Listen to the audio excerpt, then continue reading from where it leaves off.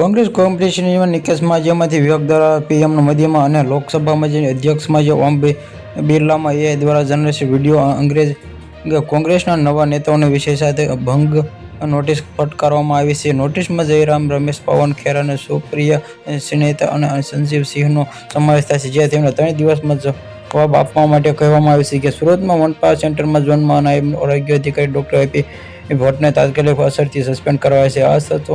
સ્વચ્છતામાં અભિયાન 2023ના અંગતમાં કમિશનર સરપ્રાઇઝમાં ચેકિંગમાં દરમિયાન જેમાંથી અધિકારીઓની સફાઈ સ્ટાફ સ્થળ પર ગેરહાજરમાં મળ્યા તે ભાગો જે વેજીટેબલ માર્કેટ વિસ્તારમાં સફાઈ કામગીરી સુપરવિઝન ના કરવા બદલ તેમની સામે આકરી કાર્યવાહી કરવામાં આવી છે. અધિકારીઓની વિરુદ્ધ સત્તર ભંગ અને ફરજમાં બેદરકારી દાખલ બદલ વિભાગની તપાસ શરૂ કરવાની વિચારણા સસ્પેન્શન સમયગાળા દરમિયાન જે મ્યુનિસિપલ કમિશનરની પરવાનગી વગર શહેર છોડવા પર મનાઈ ફરવામાં આવી હતી. જે સસ્પેન્ડ થયેલા અધિકારીઓને નિયમ મુજબ સબસિસ્ટન્ટ એલાઉટ મળશે, પરંતુ તેમાંથી ખાનગી નોકરી ધંધો કરશે નહીં. આવતીકાલ ગુજરાત વિધાનસભા 8મા સત્રનો બીજો દિવસ રહેશે અને બપોરે 12 કલાક તારીખે પ્રશ્નોત્તરી ગૃહની જે શરૂઆતમાં થશે, જેમાંથી મુખ્યત્વે જળસંપત્તિ, પાણી પુરવઠા, મહિલા તેમજ બાળ વિકાસ, સામાન્ય વહીવટી વિભાગ પ્રશ્નો થશે ચર્ચા. જેવા પ્રશ્નોત્તરી બાદમાં બિનસરકારી સભ્યોમાં કામકાજ માટે સમિતિ નવા અહેવાલ રજૂ કરાશે, જેમાં આવતીકાલ મંગળવાર રોજમાં 2 સરકારી વિધેયક ગૃહમાં